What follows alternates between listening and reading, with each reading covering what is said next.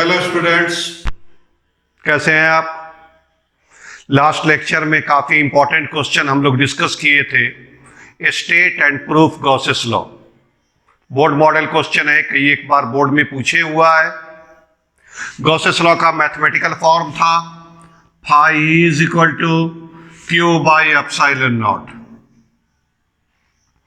आज हम लोग अपनी पढ़ाई को, अपने स्टडी को आगे बढ़ा रहे हैं और हम लोगों का नेक्स्ट क्वेश्चन है deduction of Coulomb's law from Gauss's law.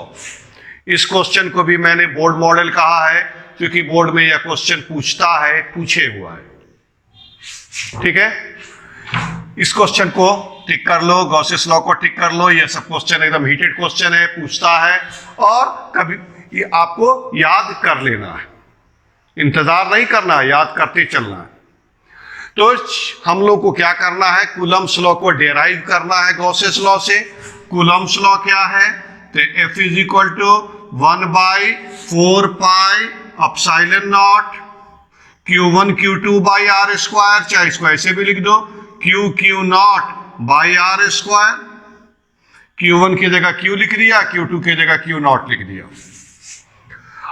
अब इसके हेल्प से ये डेराइव करना है, क्वेश्चन यही है। गॉसेस लॉ डेरिवेशन या deduction of Coulomb's law from Gauss's law. तो आ जाओ, गॉसेस लॉ भी मालूम है, कूलम्स लॉ भी मालूम है। अब हम गॉसेस लॉ से चलना है और कूलम्स लॉ तक पहुंचना है। यही ना क्वेश्चन जी।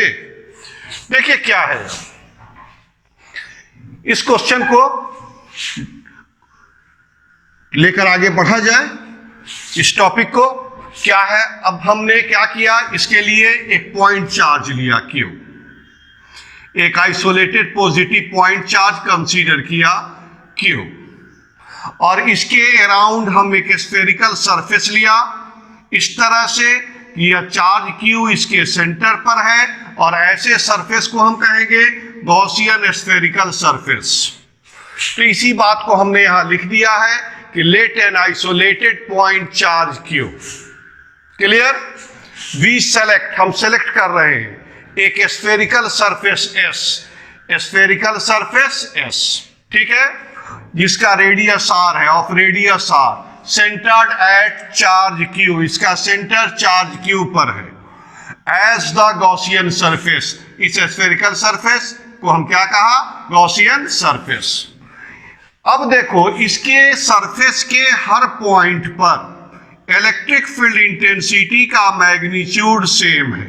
इलेक्ट्रिक फील्ड पॉइंट चार्ज के कारण क्या होगा, 1/4 epsilon not Q by r square. यानी इस चार्ज से इसके सरफेस के हर पॉइंट का डिस्टेंस सेम है, चार्ज सेम है, डिस्टेंस सेम है, तो इलेक्ट्रिक फील्ड का मैग्नीट्यूड भी क्या आएगा, सेम आएगा। तो लिखेंगे electric field intensity, electric field intensity जिसको सिंबॉलिकली हम रिप्रेजेंट करते हैं, डिनोट करते हैं E से, has same magnitude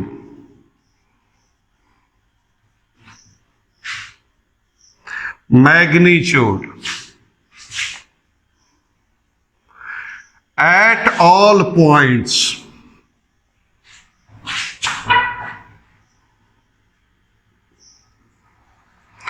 on the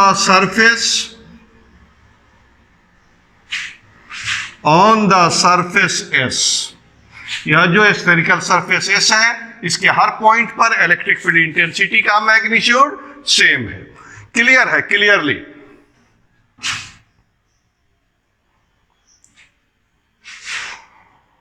the electric field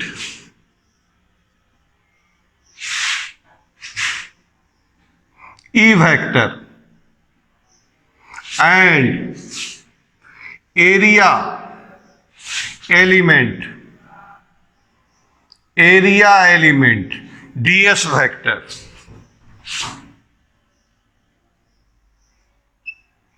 are at point P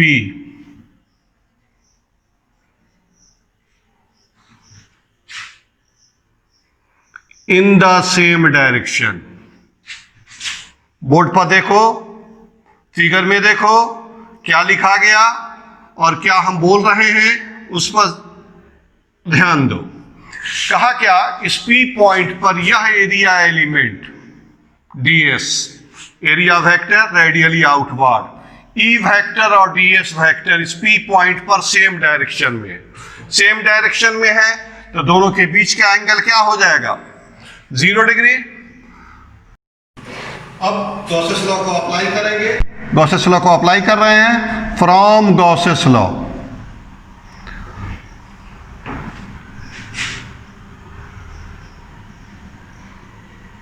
क्या है बच्चे Gauss's law, total flux phi is equal to Q by epsilon not.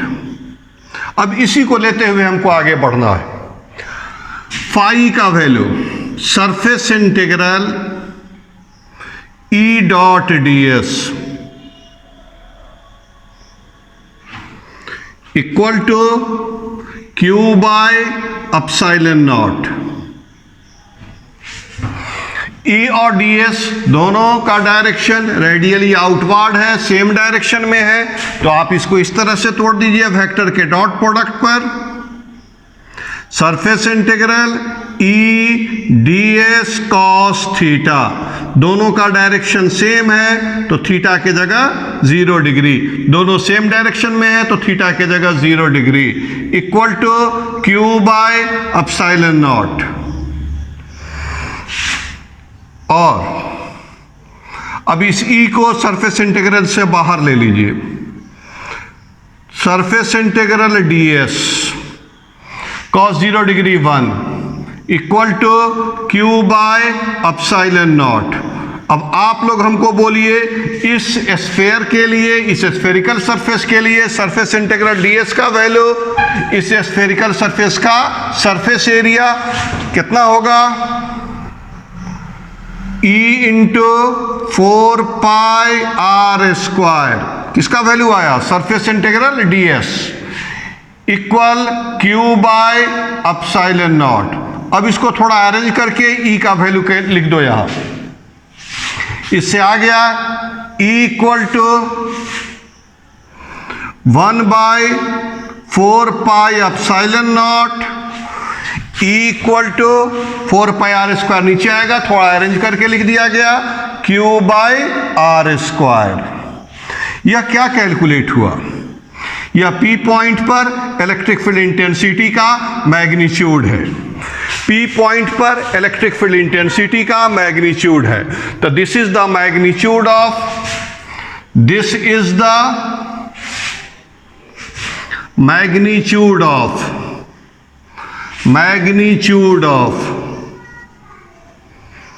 Electric field intensity, electric field intensity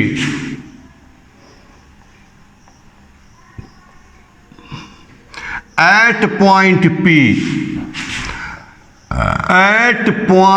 P on the surface S, on the surface of a spherical surface S।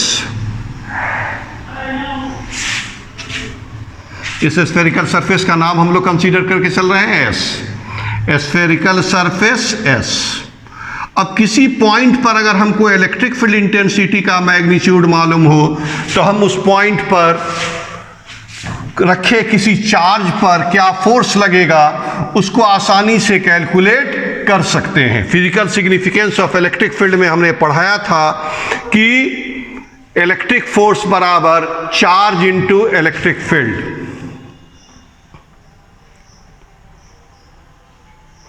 अब हम लोग consider कर रहे हैं कि इस P point पर अगर कोई चार्ज Q0 रखा हो तो उस P पॉइंट पर electric field intensity, electric force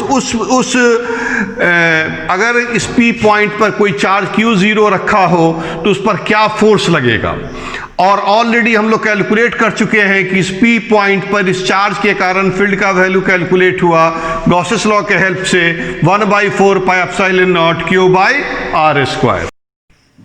अब इस पी पॉइंट पर एक पॉइंट चार्ज Q0 रखो और देखो उस पर क्या फोर्स लग रहा है। If a point charge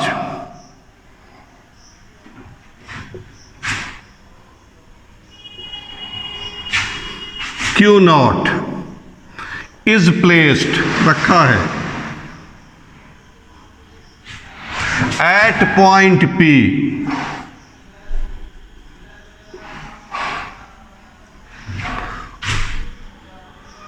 then force acting on it। अब थोड़ा सा आप लोगों को बैक जाना पड़ेगा। याद कीजिए इलेक्ट्रिक फील्ड इंटेंसिटी के में हम लोग पढ़े थे E is equal to F by Q0। तो यहां से force is equal to charge into Q0 into E। तो आप यहां कह सकते हैं F is equal to charge Q0 into electric field intensity उस पॉइंट पर E। अब E का वैल्यू यहां रखो, कूलम्ब्स लॉ डेराइव हो गया। रखो, क्या आएगा Q0 into 1/4 pi epsilon not. E का वैल्यू रख रहे हैं Q/r²। इस तरह से कूलम्ब्स लॉ हमको डेराइव्ड हो गया। रिजल्ट क्या आया देखिए, F equal to 1/4 pi epsilon not, थोड़ा रीअरेंज कर दिया है इसको, Q0 बाई r²। यही था ना जी Coulomb's law. 1/4 pi epsilon 0, 1/4 pi epsilon not, Q1 Q2 by r²। इस तरह कूलम्ब्स लॉ को हम लोग डेराइव कर लिया। क्या पढ़े थे Coulomb's law? F is equal to 1/4 pi epsilon not, Q1 Q2 by r² की जगह यहां पर एक और फॉर्म में आ गया 1/4 पे एप्सिलॉन नॉट, Q1 की जगह Q, Q2 की जगह Q0, Q यहां पर है Q0 बाई r²। तो इस तरह से हम लोग कूलम्ब्स लॉ को डेराइव कर लिया। This is Coulomb's law.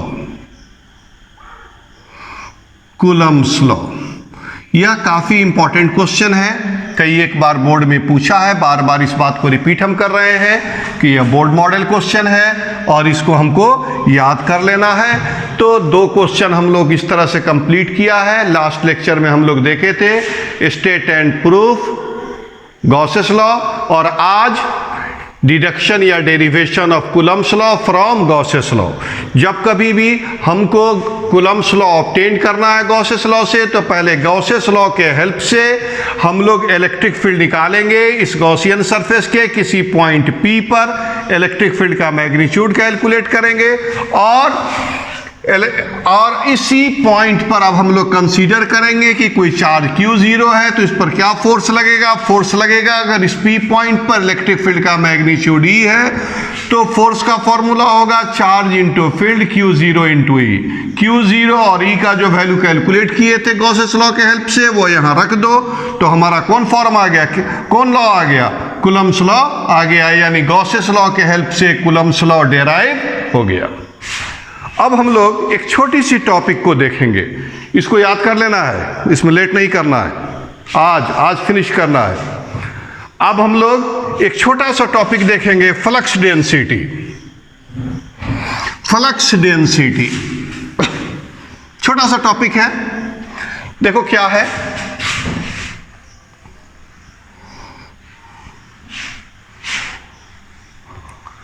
Flux density, flux density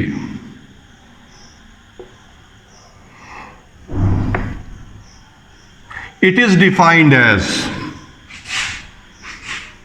इस तरह से डिफाइन करते हैं,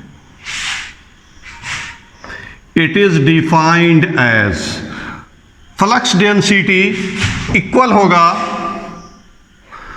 flux density total flux by area. Total flux total flux by area, total flux by area. Symbolically लिखोगे तो फ्लक्स के लिए फाई ई और एरिया के लिए एस। तो flux density equal to total flux by area phi E by S. Phi is the symbol of total flux and S is the symbol of area. जैसे ये close surface रहेगा तो इस पर टोटल फ्लक्स कितना है divided by area करेंगे तो हमें क्या कैलकुलेट हो जाएगा, फ्लक्स डेंसिटी। इसका ऐसा यूनिट होगा, यूनिट डायमेंशन, ये सब हमेशा हर क्वांटिटी का याद रखना है। फ्लक्स का न्यूटन मीटर स्क्वायर पर कूलम, एरिया का metre square, metre square metre square cancel हो जाएगा, न्यूटन पर कूलम। तो इस तरह से हम लोग एक छोटे से टॉपिक फ्लक्स डेंसिटी को अभी देखा। तो दो टॉपिक इस वीडियो में आया, एक आया कि derivation of Coulomb's law from Gauss's law और दूसरा फ्लक्स डेंसिटी। तो आज के लिए हम लोग यहीं पर फिनिश करेंगे और अगले क्लास में कुछ एप्लीकेशंस हैं गॉसेस लॉ की। अब आप एनसीईआरटी खोल कर देखिए, लास्ट टॉपिक है एप्लीकेशंस ऑफ गॉसेस लॉ। तो एप्लीकेशंस ऑफ गॉसेस लॉ की तरफ बढ़ेंगे, 2 लेक्चर या 3 लेक्चर उसमें लगेगा, तो आपका पूरा का पूरा एनसीईआरटी का चैप्टर 1 फिनिश हो जाएगा। ठीक है। बहुत लड़के इस बात के लिए कह रहे हैं कि सर लाइव क्लास शुरू कीजिए, तो लाइव क्लास शुरू होगा। इस एनसीईआरटी के चैप्टर 1 को पहले हम लोग यहाँ देखते चलेंगे, ये वीडियो चलता रहेगा, लेकिन जिनको लाइव क्लास की ज़रूरत होगी उनके लिए भी इस एनसीईआरटी के चैप्टर 1 के बाद ही शुरू होगा। ठीक है। तो आज के लिए थैंक्स।